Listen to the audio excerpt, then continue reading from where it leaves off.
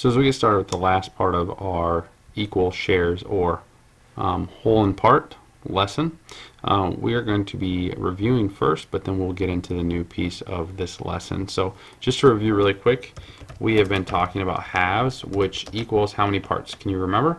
It would be 2 equal parts. We then last talked about fourths, which equals how many parts? Before.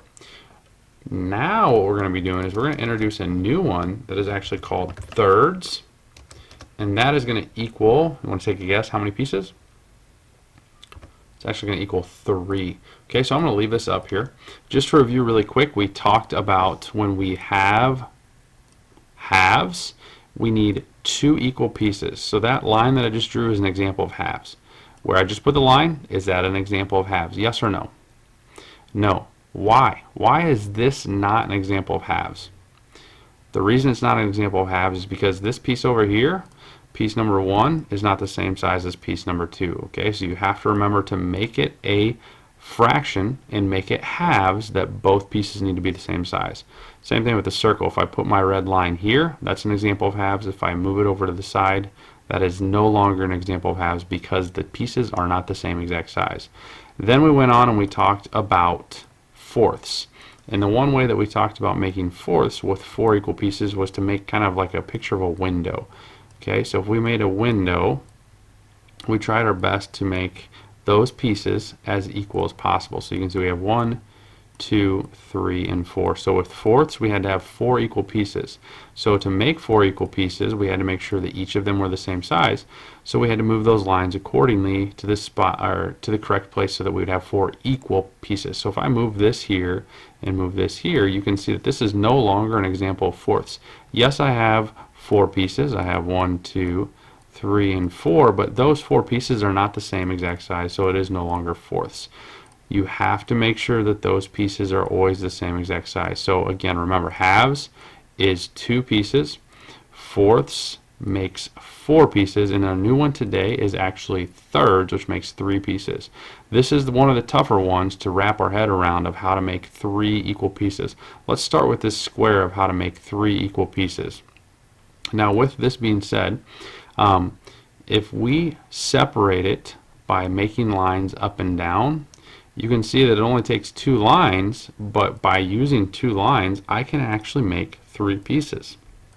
1, 2, and 3.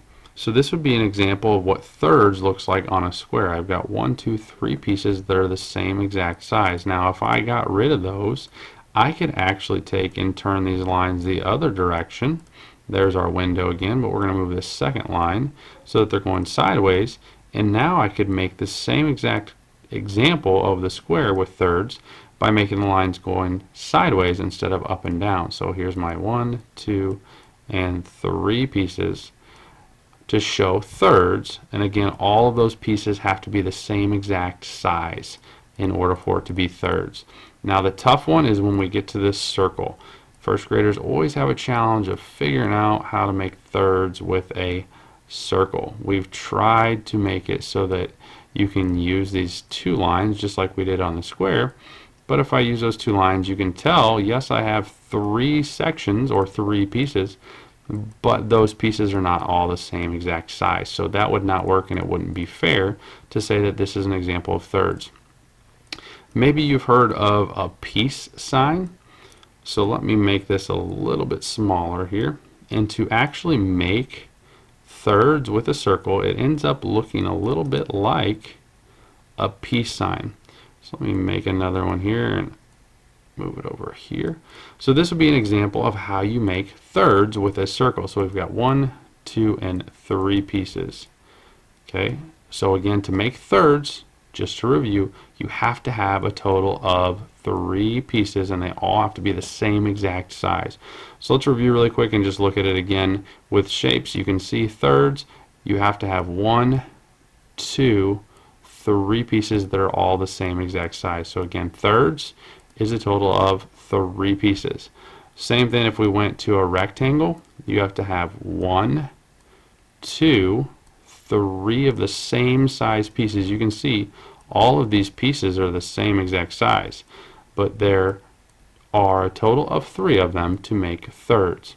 Okay, so remember, halves is 2 equal pieces, fourths is 4 equal pieces, and now the new one today is thirds, which is 3 equal pieces. So we're going to go ahead and stop. We're going to take a quiz.